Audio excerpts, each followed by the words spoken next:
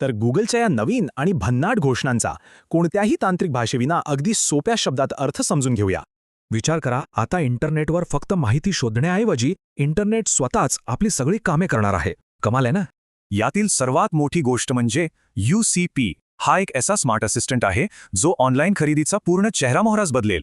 Flipkart, Amazon किंवा मिशू असू दे, या सर्व मोठ्या कंपन्या आता या एकाच नवीन सिस्टमचा भाग असतील.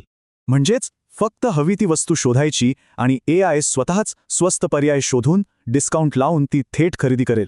पत्ता सिस्टीममध्ये आधीच सेव्ह असल्याने वेगवेगळ्या ॲप्सवर जाण्याची अजिबात गरज नाही.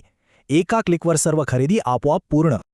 आणखी एक भारी गोष्ट, आता काहीही नवीन बनवण्यासाठी अवघड कोडिंगची गरज नाहीये. फक्त नेहमीच्या भाषेत सूचना द्यायच्या.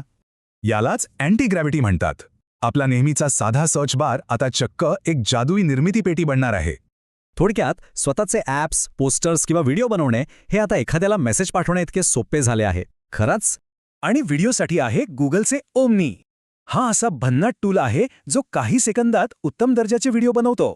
ओमनी फ्लॅशमध्ये आपण फक्त आपल्या रोजच्या सोप्या भाषेत कल्पना सांगायची आणि ते त्यातून एक सुंदर व्हिडिओ बनवून देईल. अर्थात एक छोटीशी अट आहे. या खास व्हिडिओ सुविधेचा आनंद घेण्यासाठी प्रो किंवा अल्ट्रा सबस्क्रिप्शन मात्र आवश्यक असेल.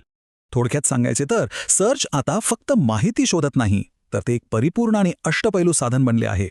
पण मग शेवटी एक मोठा प्रश्न उरतोच, काय इंटरनेट आता माणसांसारखं स्वतःचा स्वतः विचार करायला शिकत आहे?